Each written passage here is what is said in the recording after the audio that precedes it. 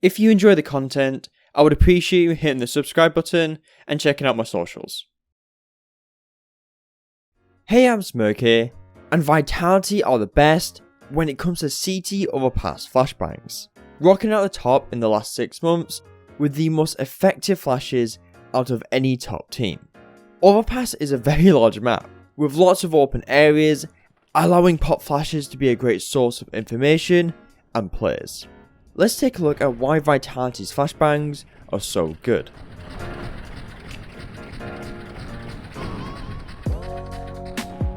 But want to get individual training and CS classes for 30 days for 50 cents on your first month? Affirmative. Well, thanks to today's sponsor, Gosu Academy, you can. Yes, my friends, yes!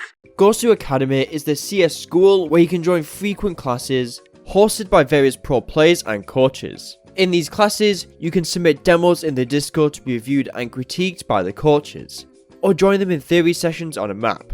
And I will also be hosting some of these sessions myself. On top of this, they host weekly scrims where you can jump into a 5v5 with coaches on both teams, helping you during and after the game. Our enemies tremble. This entire course is $29 per month, but again, you can try the course for pretty much free for 30 days by using the code Smirky at checkout, which equates to 12 classes. Now go on and rank up. Word on the street is that having a 5v4 man advantage massively increases your chance of winning the round. Yeah, no shit, Sherlock! Vtilaity likes to use their flashbangs to try and find something early at the start of the round, like most pro and amateur teams. On A, flashing into Fountain is a common play from the CT side.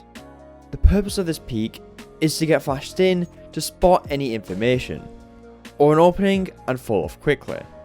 As Overpass is a huge map, and the T's have to come out of this small linear area, it can be a great flash at the start of the round.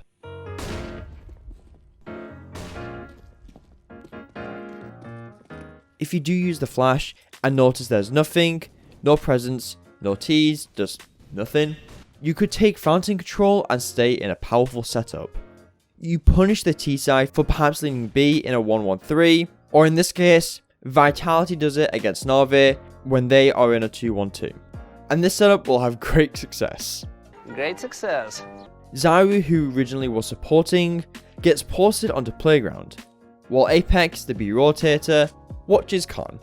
This allows Vtilaity to sit for a while and control mid, until they eventually get the 5v4 man advantage. Similar plays can be found on the opposite side of the map, but these early short flash plays are only used against ecos, whereas against rifles, it's either them contacting or different pieces of util are used, likely due to Dupree's preference on how he takes short. But personally, I think it's a really good play against rifles, as the flash lands right in their face, but you may want an earlier flash as you get out of short before you peek the pipe. In round 17, we're going to see a similar play, but once Dupree has short, him and Magist will sandwich plays in the train area with the help of Apex and his powerful flash.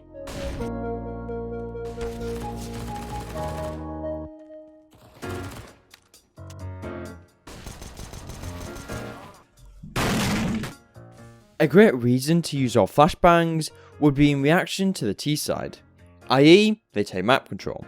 In round 25, Spinks gets the kill onto Electronic, and they make more presence on long, to try not get sandwiched in instead of toilets, and perhaps try to slip away.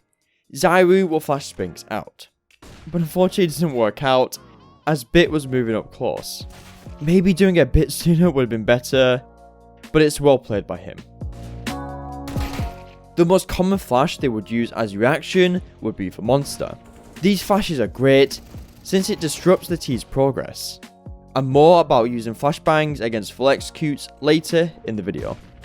But if you think something is going on in Monster, it's often best to give it a check, as you might get a freebie, or in Magic's case, 2. You generally want to use these flashes from where Apex stands, as that's one of the most effective flashes to peek off. but Magist thinks he has an MP9 in this round.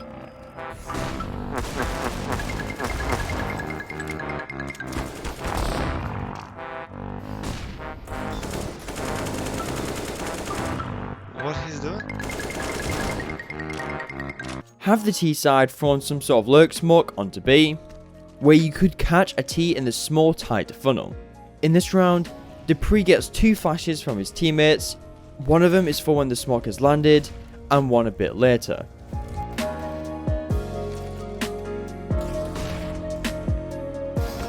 I personally think the second flash should have been a bit later, as he could have caught Starn as the smoke faded. Hey boss! Lastly, this reactionary setup seems like it has so much potential in crushing an execute. In this round, Apex is holding a flash sky high. Meanwhile, his teammates are in pillar and toxic, waiting for their cue to ask for the flash and peek off it. Unfortunately, Dupree peeks out solo when he sees outsiders flashing. As a result, the setup crumbles and they get nothing out of it. However, if he did wait, this for sure would have got a kicker to fall off and would have destroyed any execute if they decided to execute onto the site. Coming from the words of a 4-time major champion in Dupree, info is a key part of the defense. Then on the CT side, it's more about people do not like to play without information anymore. Like if you do not have information as CT anymore, you feel like you've lost a round already.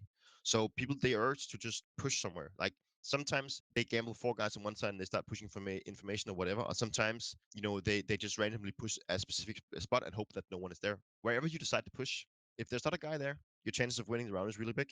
But if you push and you get killed, you will most likely lose the round.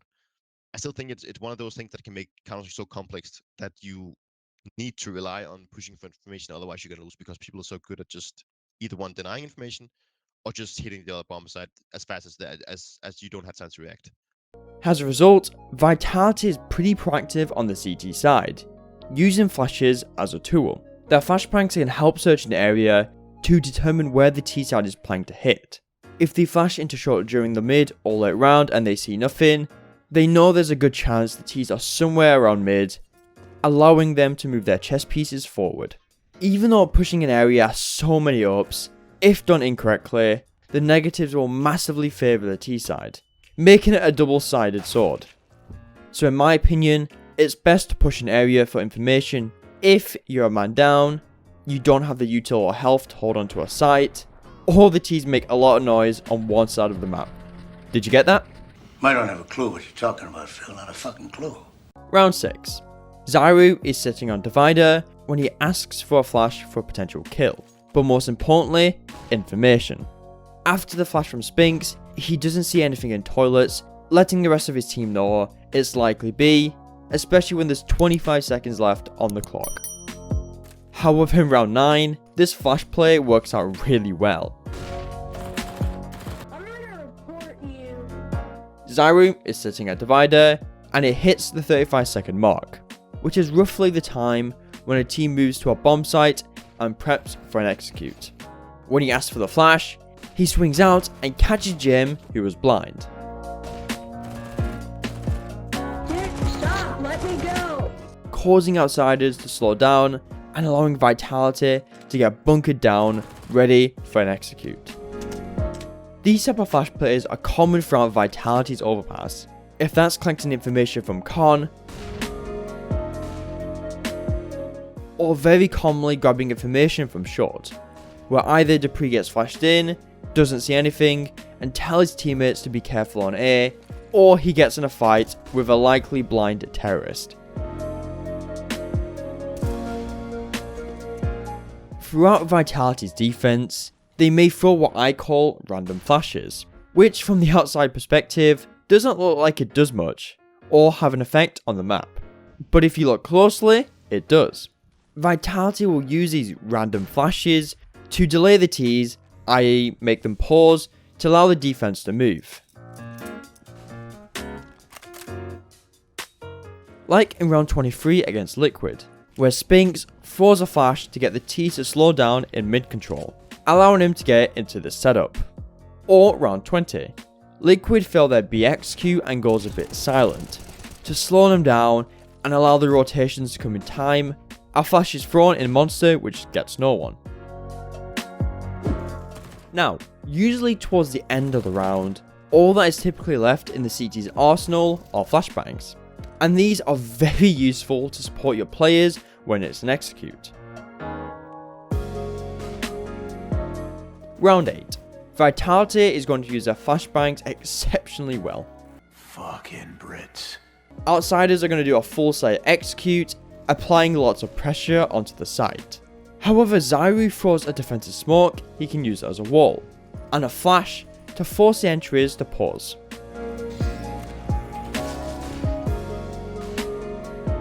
When Apex arrives, he throws another flash from the bin, in which Spinks and Zyru can use to peek after. Debris comes along, throwing another, which adds insult to injury. In this round alone, they threw 3 flashbangs that forced outsiders to pause for 10 seconds right in front of Zyru's smoke.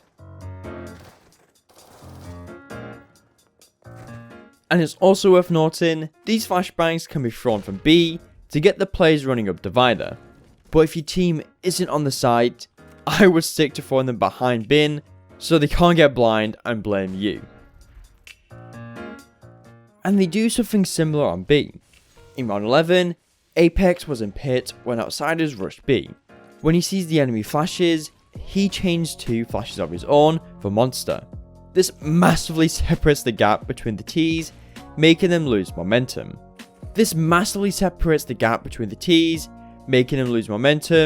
making the T's flashes useless, and allowing Apex to take a very easy 1v1. Combining this with a flash from A that every A player should know, it makes the CT rotations a lot easier, allowing him to take water control and set up for an early retake after Apex finally meets his demise.